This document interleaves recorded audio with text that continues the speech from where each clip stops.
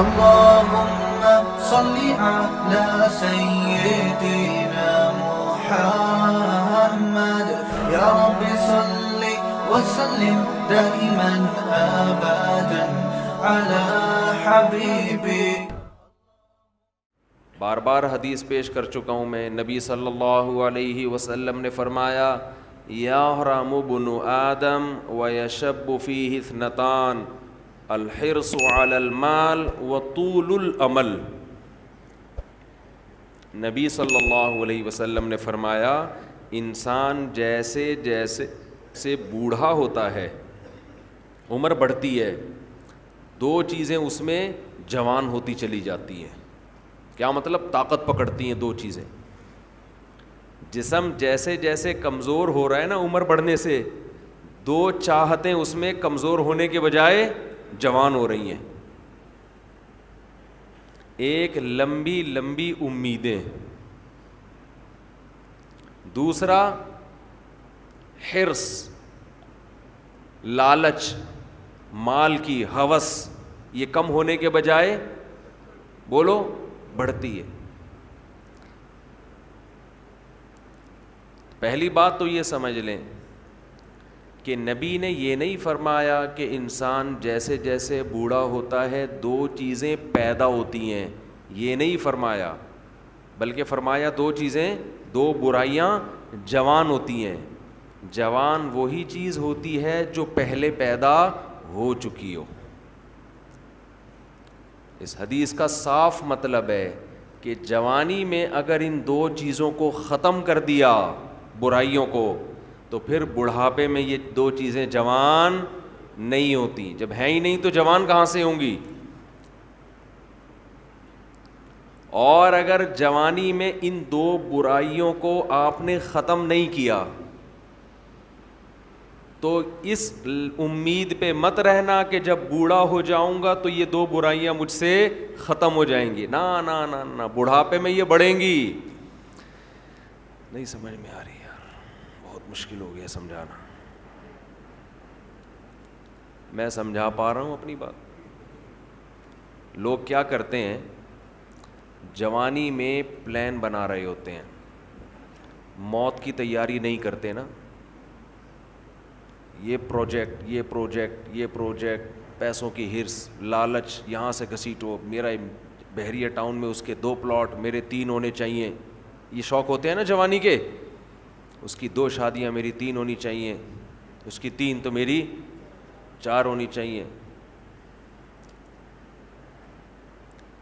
یہ نہیں ہوتا شوق, یہ جتنا بھی ڈال لو یہ پیدا نہیں ہو رہا. اس میں بڑے ڈھیٹ ہیں. جو شوق ہونا چاہیے, یہ تو اس کی کثرت تو پیغمبروں کی سنت ہے نا, یہ والا نہیں پیدا ہو رہا. بس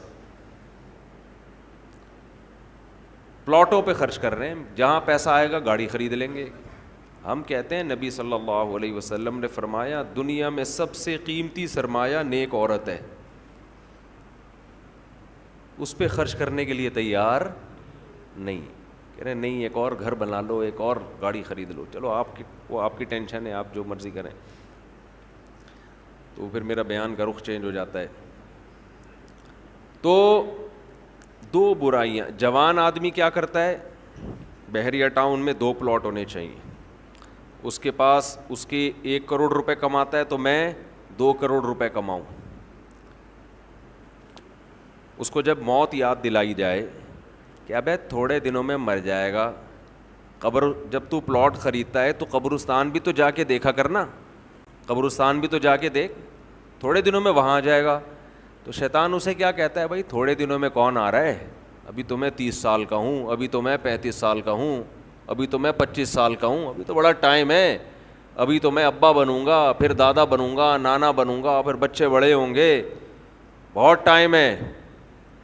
تو وہ دنیا کی یہ ہوس جوانی میں ختم کرنے کی کوشش نہیں کرتا, اور وہ یہ سمجھتا ہے کہ جب میری ایج زیادہ ہوگی, بال سفید ہوں گے, کمر جھک جائے گی, کڈنی کا پرابلم, ہارٹ کا پرابلم شروع ہوگا, تو مجھے خود ہی اس دنیا سے رغبت ختم ہو جائے گی. ٹھیک ہے, پھر قبر کی بھی تیاری کر لیں گے, پھر یہ بزنس میں, کاروبار میں دل کو اٹکانے کی کوشش نہیں کریں گے. پھر بحریہ ٹاؤن گیا تیل لینے, پھر جا کے قبرستان دیکھ لیا کریں گے.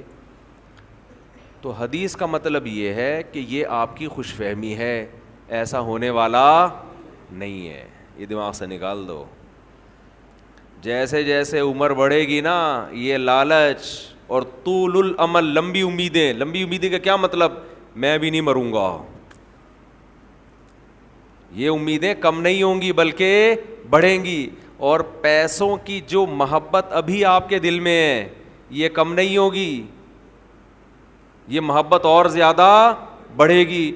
میں کمال ہے نبوت کے علوم پر, ہم نے اپنی زندگی میں جو بوڑھے ہیں نا, جنہوں نے جوانی میں لالچ ختم نہیں کی, بالکل 100% اس حدیث کے مطابق ان کو پایا ہے, بالکل 100%. میں نے اپنی زندگی میں, ہم نے دونوں طرح کے بوڑھے دیکھے ہیں, سخی بھی اور کنجوس بھی. اچھا پہلے تو میں حدیث کی تشریح ذرا مکمل کر دوں, پھر مثالوں سے بات سمجھاؤں گا. حدیث میں جب بھی یہ آتا ہے نا کہ یہ 2 چیزیں ایسی ہیں یا 3 چیزیں, تو یاد رکھو حدیث میں وہ عدد مقصود نہیں ہوتا. یہاں سے بہت سے لوگ دھوکہ کھاتے ہیں. میری ایک اہل حدیث عالم سے بحث ہوئی, وہ ایصال ثواب کے منکر نہ, کہ میت کے لیے آپ کوئی نیکی کر کے اس کو ثواب نہیں پہنچا سکتے. میں نے کہا دلیل کیا ہے؟ کہنے لگے حدیث میں آتا ہے 3 چیزوں کا ثواب ملتا ہے, صدقہ جاریہ, جو اولاد آپ کے لیے دعا کرے, اور علم ينتفع به, وہ علم جو آپ چھوڑ کے جائیں. 3 ہیں, چوتھی کوئی نہیں ہے. بھائی حدیث میں جب بھی یہ آتا ہے نا یہ 3 کا عدد, یہ 4 کا عدد, تو اس پر امت کا اجماع ہے کہ اس سے وہ عدد میں محصور نہیں ہوتا. اس کا مطلب ہے کہ یہ 3 تو ہیں, جو بھی اس معنی کی ہوں گی وہ سب اسی میں داخل ہیں. جیسے حدیث میں آتا ہے, ایک صحابی نے عرض کیا یا رسول اللہ, میں اپنی والدہ کے لیے صدقہ کرنا چاہتا ہوں, کیا ثواب ملے گا؟ آپ نے فرمایا ہاں. اب یہ نہیں کہ صرف صدقے میں ہی انحصار ہے, صدقہ تو ایک نیکی ہے. اس حدیث سے صاف پتہ چلتا ہے کہ نیکی جیسے اپنے لیے کی جاتی ہے, اپنے کسی مرحوم کے لیے بھی کی جاتی ہے, کی جا سکتی ہے. آپ صدقے کے لفظ کو پکڑ کے بیٹھ گئے کہ صدقہ ہے تو باقی نہیں ہے, تو صدقے میں کون سی ایسی خاص بات ہے؟ اصل میں تو حدیث میں اصول اور ضابطہ بیان کر دیا جزیات کے ضمن میں. قرآن و سنت کی عادت ہے کہ جزیہ بیان کر کے لا بیان کیا جاتا ہے. جیسے قرآن کہہ رہے ماں باپ کو اف نہ کرو, تو یہ ایک جزیہ ہے, لیکن اس کے ضمن میں ایک لا بیان کر دیا کہ تکلیف نہ پہنچاؤ, کیونکہ اف کہنا بھی کیا ہے؟ تکلیف ہے. تو بیسک تکلیف پہنچانا ہے. اف کا لفظ یہ اصل مقصد نہیں ہے.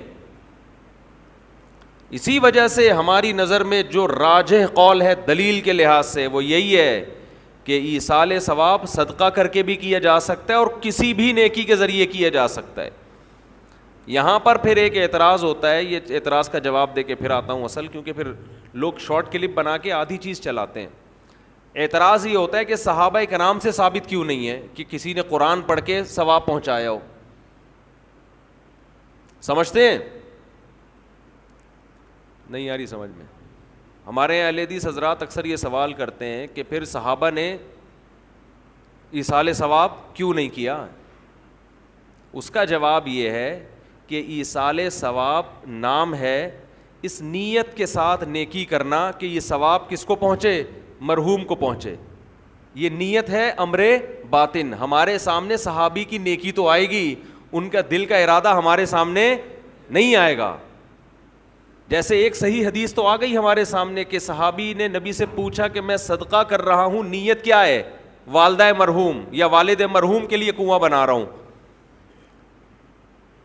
اب باقی جس صحابی نے اپنے کسی مرحوم کے لیے کیا کیا وہ تو ان کے دل کی حالت تھی نا, ہمارے سامنے تو وہ عمل آئے گا, دل کی نیت تھوڑی ہمارے سامنے آئے گی.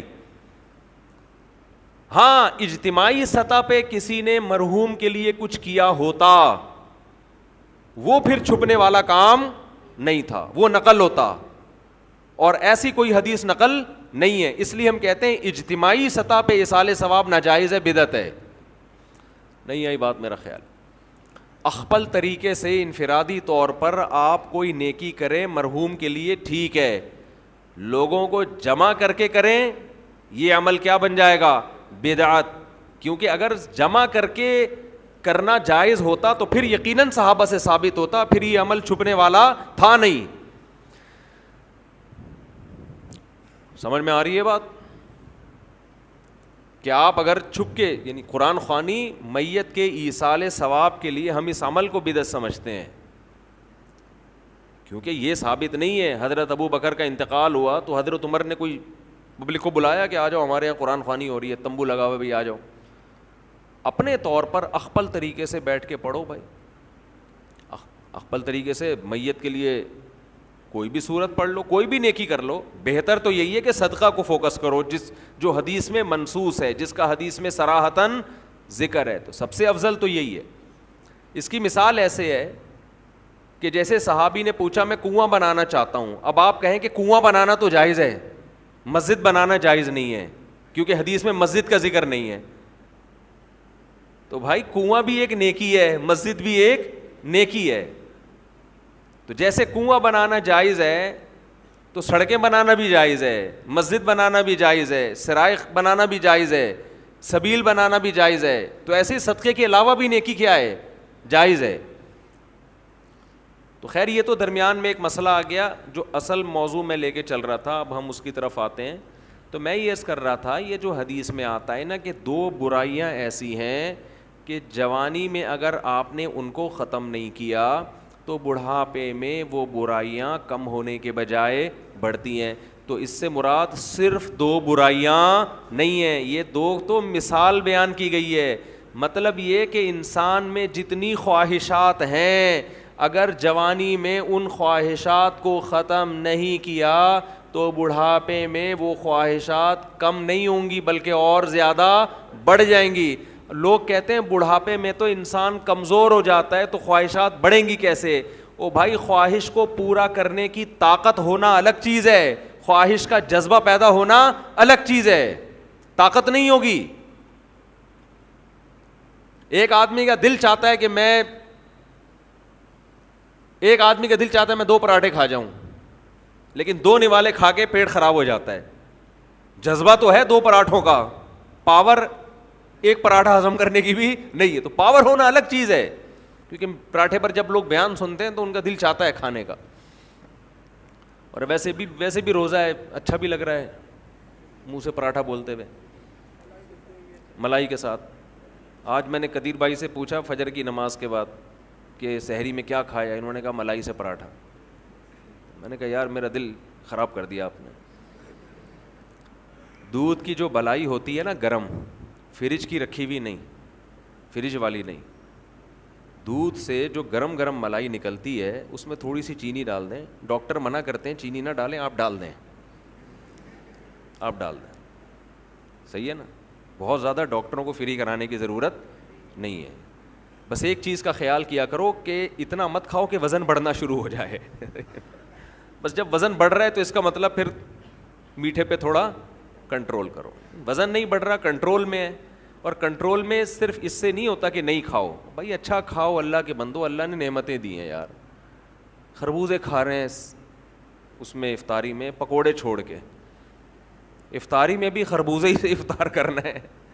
افطاری میں تو آدمی کا سموسے پکوڑوں پہ دل کرتا ہے کہ پھوڑ دے اس کو بیٹھ, مزہ ہی اسی کا ہے. تو اتنا زیادہ بھی نہ مسلط کرو.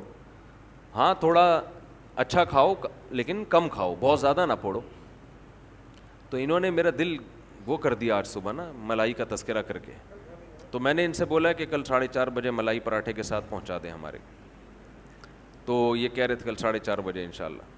صبح سحری میں آپ ملائی کھائیں, مزہ نہ آئے ویسے اپنا ہی مزہ ہے. کریم نہ کھائیں, یہ جو بازاری ہے ڈبے کی کریم نہ کھائیں. اور جو وائٹ کڑھائی بناتے ہیں نا گوشت میں, اس میں بھی کریم نہ ڈلوایا کرو, زہر ہے. لوگ کیا کر رہے ہیں, ہوٹلوں میں جا کے کڑھائی بنواتے ہیں, اس کڑھائی میں کیا ڈالی جا رہی ہے آج کل, کریم. وہ کریم کی میں کبھی ترغیب نہیں دے رہا, وہ بہت نقصان دہ ہے. ہم نے اچھے اچھے جوان لوگوں کو وہ کڑھائی کھا کے ہارٹ پیشنٹ بنتے ہوئے دیکھا ہے. دیسی چیزوں کی بات الگ ہے, ملائی ملائی ہے, ٹھیک ہے نا, جو بلائی اس کے ملائی بھی کہتے ہیں اس کو, ویسے تو بالائی ہے لیکن پیار سے ملائی بھی کہا جاتا ہے اس کو. بالائی کا مطلب جو اوپر آ جاتی ہے, بالا, بالا خانے ہوں گے نا جنت میں تو وہ بڑی مزے کی ہوتی ہے اگر گرم دودھ کی ہو. خیر, اچھا یہ میں اعلان کرتا ہوں. تو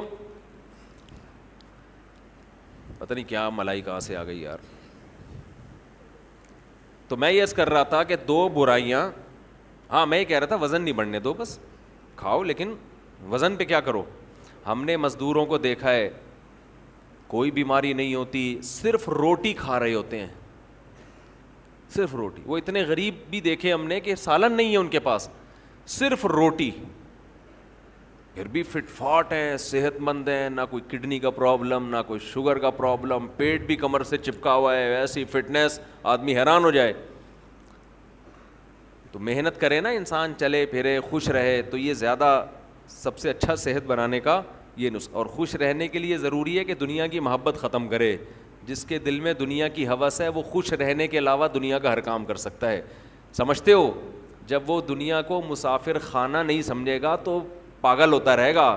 ابے اس کے پاس پلاٹ آ گیا, ابے اس کے پاس گاڑی آ گئی, ابے اس کا امریکہ کا ویزا لگ گیا, ہم یہاں ٹھیلے بیچ رہے ہیں, ابے یہ سیدھا سیدھا بولو بھائی بھاڑ میں جائے.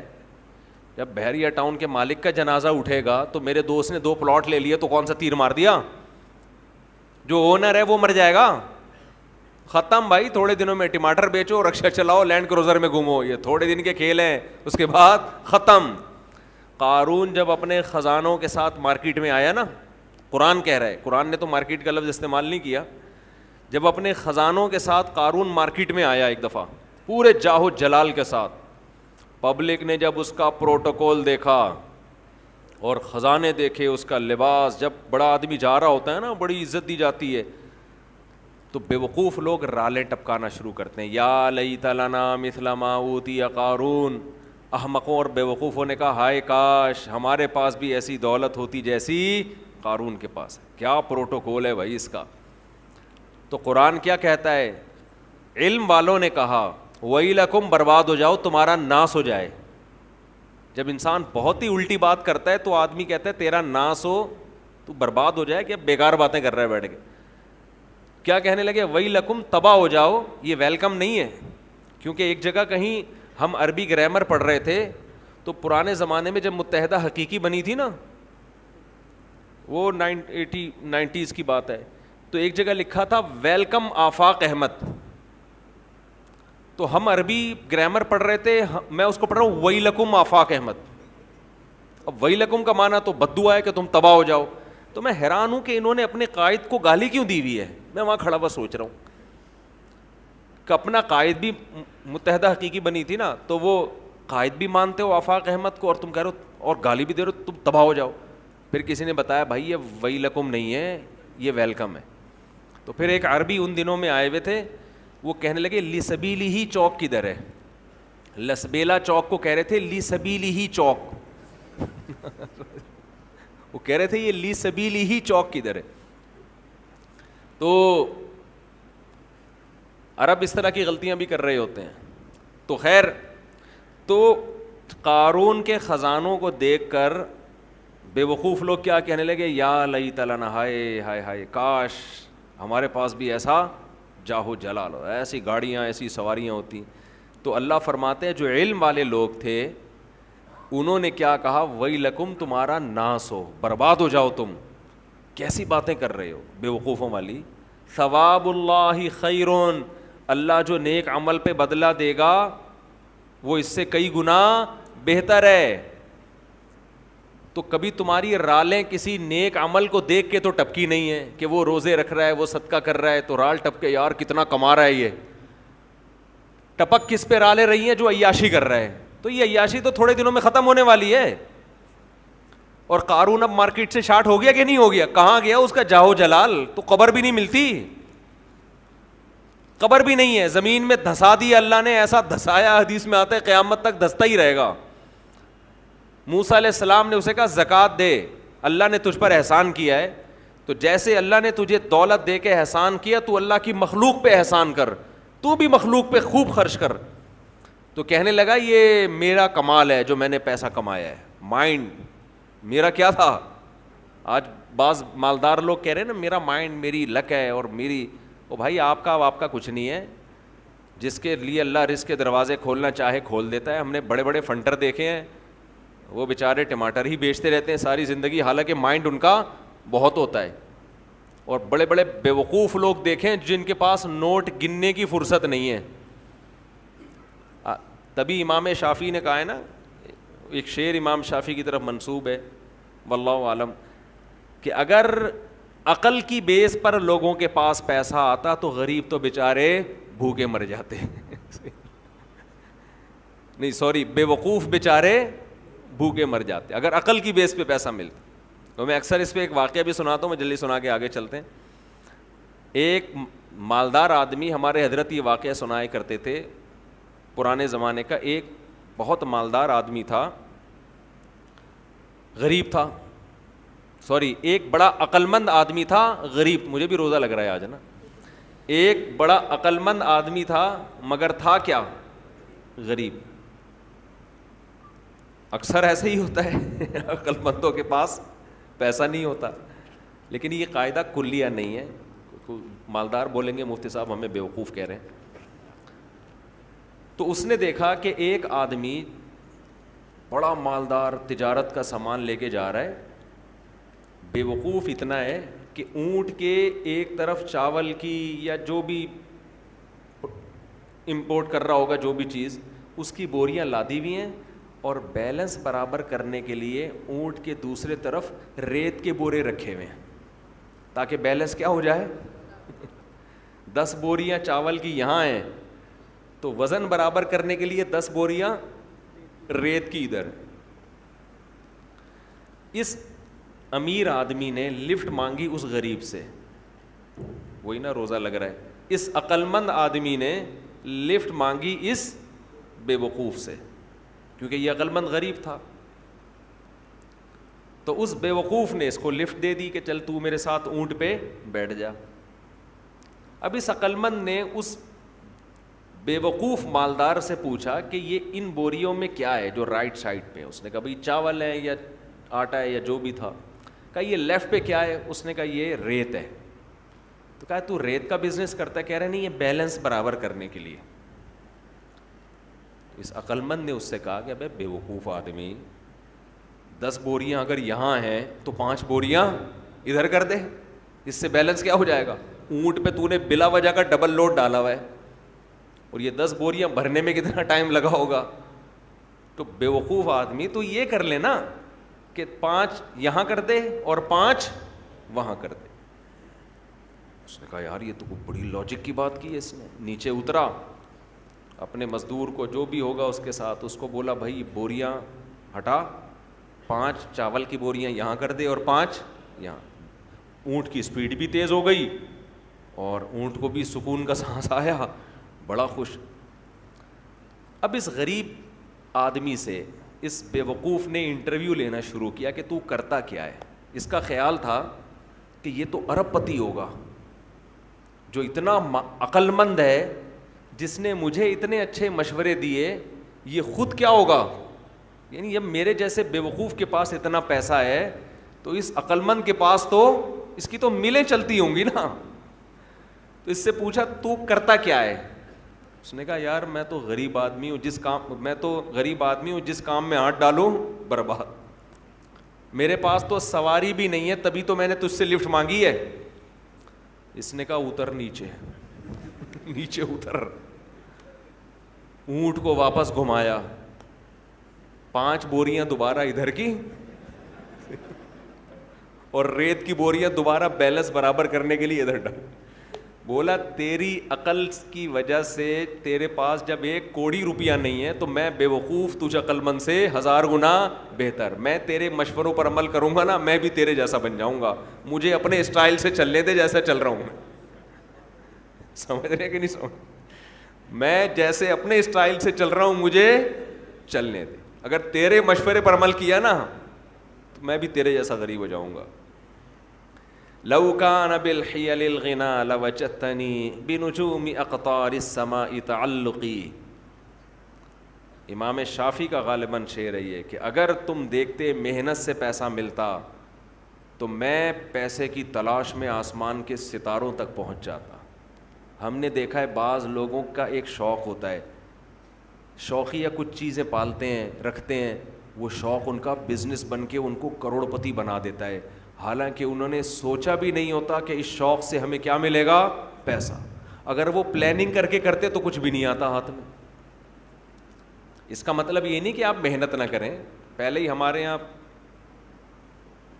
پوستی پن چل رہا ہے, اٹھتے نہیں ہیں, 12-1 بجے اٹھتے ہیں, ایک دکان پہ نہیں بیٹھتے. محنت تو کرنی ہے لیکن ملے گا اتنا جتنا اللہ نے مقدر کیا ہے.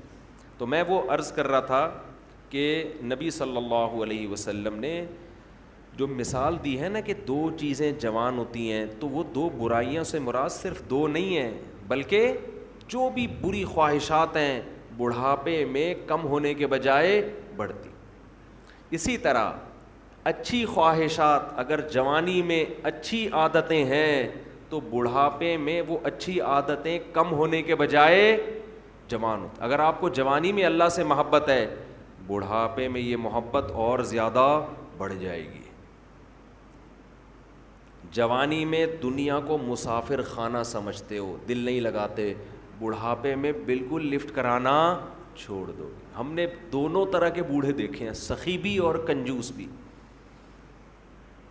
جو سخی ہوتے ہیں وہ بہت سخی ہوتے ہیں, کیونکہ وہ جوانی میں سخی ہوتے ہیں نا, تو یہ سخاوت بڑھاپے میں ان کی بہت زیادہ بولو بڑھ جاتی ہے. پھر وہ جاگیروں سے دل لگانا بالکل چھوڑ دیتے ہیں, بالکل چھوڑ دیتے ہیں. اور جو کنجوس ہوتے ہیں نا جوانی میں, بڑھاپے میں اللہ کی پناہ آدمی کانوں کو ہاتھ لگا, نوٹ نظر نہیں آ رہے ہوتے, ایسے ایسے گن رہے ہوتے ہیں بیٹھ کے. یہ میں نے اپنی آنکھوں سے دیکھا ہے, نظر نہیں آ رہا نوٹ, دیکھ رہے ہیں یار کم تو نہیں پڑ گیا, یوں یوں یوں کر کے نا چیک کر رہے ہیں کہ اس میں اصلی ہے. ابے اب تو نقلی بھی ہے تو کیا کرنا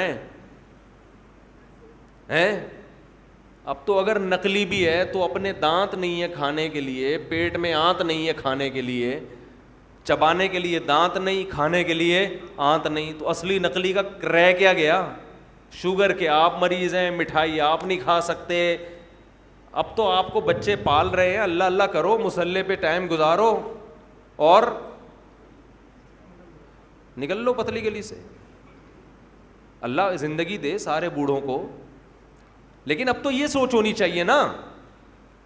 نہیں جناب ایسے ایسے گر رہے ہوتے ہیں, اتنے لالچ, اتنی ہوس, اور ایسا پراپرٹی میں دل لگائیں گے, ادھر پلاٹ. ایک بوڑھے کا فون آیا میرے پاس, کی غیبت اس لیے نہیں, کسی کو کیا پتہ کس کی بات کر رہا ہوں, میرا خیال ہے 85 سال تو ان کی عمر ہوگی, اور 10 قسم کی بیماریاں. کہنے لگے, رو رہے تھے, میرے بیٹے کا کاروبار کا نقصان ہو گیا, گھر میں بڑے مسائل آ رہے ہیں, رزق کی تنگی ہے, میں بہت ٹینشن میں ہوں.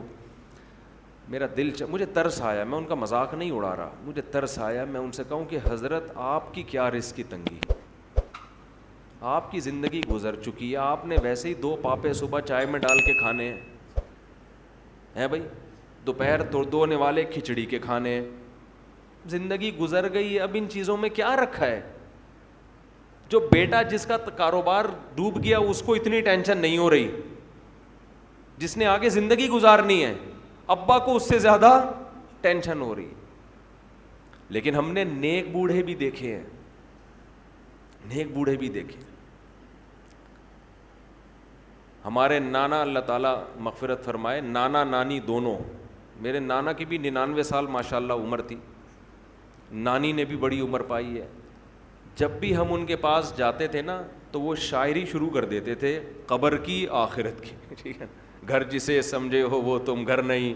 مجھے پورا شعر یاد نہیں ہے ان کا, یعنی بار بار کہتے تھے بیٹا جس کو تم گھر سمجھ رہے ہو یہ گھر نہیں ہے, گھر اصل کیا ہے, قبرستان. اور سخاوت ایسی, کھلا رہے ہیں کھلا رہے ہیں کھلا رہے ہیں, ہر وقت کچن میں کھانا بنتا رہتا تھا. مسجد کے امام بھی تھے ہمارے نانا, تو جو گلی محلے میں جا رہا ہے نا اس کو بلایا, ادھر آ بیٹھ. گھر والوں کو ٹینشن دی ہوئی تھی کھانا لے کر آؤ اس کے لیے. تو گھر والے بھی تنگ آ گئے تھے. تنگ آنے کا مطلب ظاہر ہے بار بار بار بار کھانا گھر میں پکتا رہے, لیکن سخاوت تو تھی نا. تو ایسے بھی دیکھے ہیں کہ بھائی یہ گھر ور کچھ ان کو کوئی دلچسپی نہیں ہوتی پلاٹوں میں, جائیدادوں میں, تو یہ جوانی میں ختم کر لیا تو ہو جائے گا. تو میں جلدی سے بیان کو سمیٹتا ہوں. میں یہ عرض کر رہا تھا, دیکھو میرے بھائی, اگر اللہ نے آپ میں کوئی اچھی بات رکھی ہے, کسی نیکی کی توفیق دی ہے, تو اس کا بھی استحضار کرنا چاہیے. استحضار کا مطلب اس کے بارے میں ہمیں سوچنا چاہیے, اس کی ہم قدر کریں, اس پہ اللہ کا شکر ادا کریں. یہ نہ دیکھیں سب روزے رکھنے تو ہم نے رکھ لیا تو کیا ہو گیا, بھائی سب کا نہیں پتہ, ہم تو نالائق ہیں یار, سب تو بہت نیک ہیں, وہ تو رکھ سکتے ہیں, ہم جیسے نالائق کو اللہ نے توفیق. میرا جو اللہ سے معاملہ ہے مجھے کیا پتہ آپ کا کیا معاملہ ہے, میں تو اپنا معاملہ دیکھوں گا. تو ہمارے نبی اپنے آپ کو موٹیویٹ کیسے کرتے تھے, رہب الظما, پیاس چلی گئی, وابتلت العروق, رگیں تر ہو گئیں, وثبت الاجر انشاء اللہ, اور اللہ نے چاہا تو اجر ہمارے اعمال میں لکھ دیا گیا, اجر لکھ دیا گیا ہے. تو اس سے انسان کو اگلے دن دوبارہ روزہ رکھنے کا حوصلہ ملتا ہے. اور گناہ میں الٹا, تھوڑی دیر کی لذت, یہاں سے بات شروع ہوئی تھی کہ جوانی میں بھی یہ لذتیں اگر آپ نے کنٹرول نہیں کیا نا تو بڑھاپے میں یہ لذتیں بڑھیں گی, مگر گناہ کرنے کی طاقت کیا ہو جائے گی, ختم. تو حسرت, افسوس, ٹینشن والی زندگی. تو اس لیے جوانی میں اپنے آپ کو نیکی کا عادی بنا لو, اس سے بڑھاپا بڑا خاندانی گزرے گا. اللہ اللہ کی بڑھاپے میں توفیق ملے گی. جوانی میں تسبیح کی عادت ڈال لو, سمجھتے ہو, نہیں آ رہی سمجھ میں؟ جوانی میں کیا عادت ڈال لو, تسبیح کی. نبی صلی اللہ علیہ وسلم نے فرمایا, صحیح بخاری کی آخری حدیث, کلیمتانی خفیفتانی علی اللسانی ثقیلتانی فی المیزان حبیبتانی الی الرحمن سبحان اللہ وبحمدہ سبحان اللہ العظیم. دو کلمات زبان پہ بہت ہلکے, ترازو میں بہت بھاری, اور رحمان کو بہت محبوب. ایک سبحان اللہ وبحمدہ, دوسرا سبحان اللہ العظیم. یہ آپ نے اگر جوانی میں اپنے آپ کو ذکر کا عادی بنا دیا, بڑھاپا بڑا اچھا گزرے گا. ہماری مسجد میں ایک بزرگ ہیں, پابندی سے تراویح پڑھتے ہیں. آج فجر میں پتہ چلا کہ روزانہ 20 پارے تلاوت کا معمول ہے. میرا خیال ہے 70 سال عمر تو ہوگی, 70 سال میں روزانہ کتنے پارے پڑھ رہے ہیں, 20. کیا یہ عادت انہوں نے بڑھاپے میں ڈالی ہے؟ بڑھاپے میں اتنی ہمت نہیں ہوتی.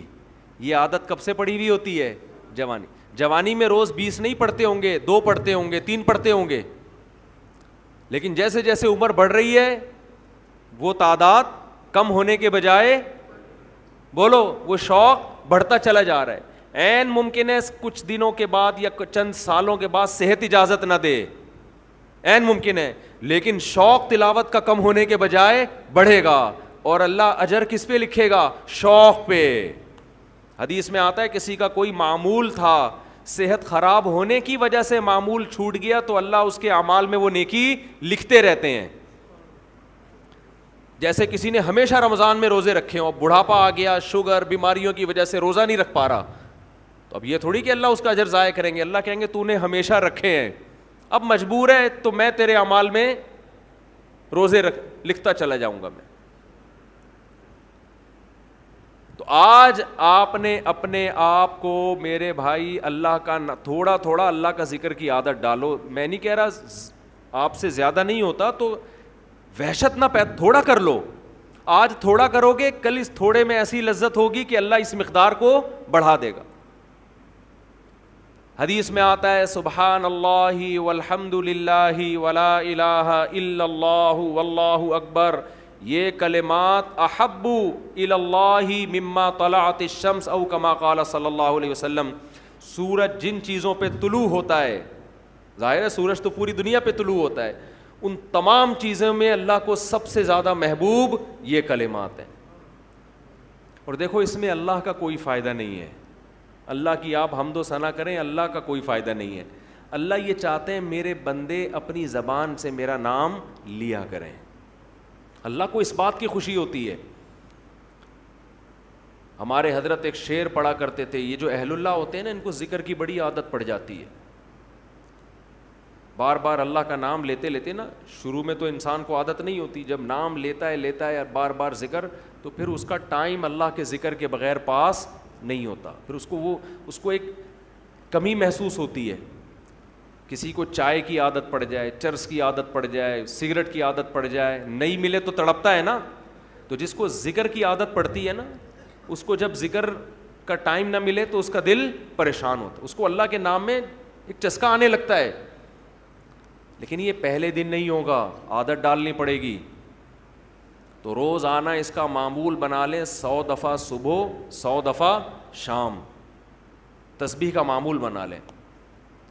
اس سے کیا ہوگا؟ ابھی شاید دل نہ لگے آپ کا، لیکن جیسے جیسے عمر بڑھے گی اللہ کے نام کا چسکا لگنا شروع ہو جائے. بڑھاپا بہت اچھا گزرے گا، اللہ کو یاد کر کے گزرے گا. کھوپڑی شریف میں بات آ رہی ہے کہ نہیں آ رہی؟ اور اگر ہر وقت دنیا کے تذکرے کرتے رہے نا، ہر وقت ویڈیو گیم لے کے بیٹھے ہوئے، PUBG کھیل رہے ہیں، سانپ والا اب تو سانپ والا ختم ہو گیا، اب آ رہا ہے سانپ والا. نوکیا میں آتا تھا، سانپ لمبا ہوتا جا رہا ہے، اس کو پتہ نہیں فضول ٹائم ویسٹ کر رہے ہو. ہم پریشان ہوتے ہیں یار، ہمارے پاس کاموں کو نمٹانے کا ٹائم نہیں ملتا. ہم تو چاہ رہے کاش یہ دن 24 گھنٹے کے بجائے 48 گھنٹے کا ہو جائے. اور لوگ کیا کر رہے ہیں کہ وہ باقاعدہ ارادہ کر کے ضائع کر رہے ہیں ٹائم. ہمارے تو کام نہیں نمٹتے، جب ہم رات کو سونے کے لیے لیٹتے ہیں تو کہتے ہیں یار آج کا دن بھی گزر گیا اور کام ویسے کے ویسے ہی. اور ادھر باقاعدہ ارادہ کر کے جو ہے نا ٹائم ضائع کیا جا رہا ہے کہ چلو ٹائم ویسٹ کرتے ہیں. ایسی چیز میں ٹائم گزر جائے نا جو ذہنی تفریح کا ذریعہ بنے تو بھی ٹھیک ہے. گپ شپ لگا لو دوستوں کے ساتھ بیٹھ کر. یہ کیا ہے یار، دماغ کو خام خواہ کا تھکا رہے ہو بیٹھ کے. تو اگر PUBG کھیلنے کی عادت ڈال لی تو جاؤ گوروں کا بڑھاپا دیکھو. اولڈ ہاؤس میں بڑھاپے میں سنوکر کھیلتے ہیں، کیرم بورڈ کھیلتے ہیں، لڈو کا نہیں مجھے پتا، یہ چیزیں کھیل رہے ہوتے ہیں بڑھاپے میں. اور ہمارا بوڑھا بڑھاپے میں ایک دن میں 20 پارے ختم کر رہا ہے. سمجھتے ہو کہ نہیں؟ وہ نماز میں دل بہلا رہا ہے، وہ تہجد میں اس کا ٹائم گزر رہا ہے. بھائی ویڈیو نہ بنائے، لکھا ہوا ہے نا. تو یہ کیسی عجیب بات ہے. آپ جائیں وہاں، ایک صاحب نے مجھے کہا کہ میں نے یورپ میں بڈھی عورتوں کو دیکھا، بڈھی عورتیں 5-6 بڈھی عورتیں بیٹھی ہوئی اور جوا کھیل رہی ہیں، تاش کھیل رہی ہیں. کہہ رہے مجھے یاد آیا یار ایک ہماری بوڑھی ہیں، ہماری بوڑھی عورتیں مصلے پہ بیٹھی ہوتی ہیں، اللہ اللہ کر رہی ہوتی ہیں، آخری وقت اللہ کا نام لے کے گزار رہی ہوتی ہیں. اور ایک ہی بڑھیاں ہیں اور کیا کھیل رہی ہیں؟ تاش کے پتے. اچھا لگتے ہیں بڑھاپے میں یہ؟ ہمارے بوڑھے کو دیکھو، آدمی کا دل چاہتا ہے اس سے دعا کروائے کہ بابا جی میرے بھی سر پہ ہاتھ رکھ لو. جو تاش کھیل رہی ہو بیٹھ کے اس بڈھی سے دل چاہے گا؟ اسے تو آدمی نصیحت کرے گا کچھ اور کر لے. تھوڑے دنوں میں اتنا راشا آئے گا نا ہاتھوں میں تھوڑے دنوں میں کہ ایک پتے کے بجائے 2 گر رہے ہوں گے، 2 پتے ایک ساتھ گر رہے ہوں گے. تو اس لیے کارآمد بنا لو، کچھ تھوڑا بہت اللہ کا نام لے لیا کرو. تمام دوائیں بچوں کی پہنچ سے دور رکھو.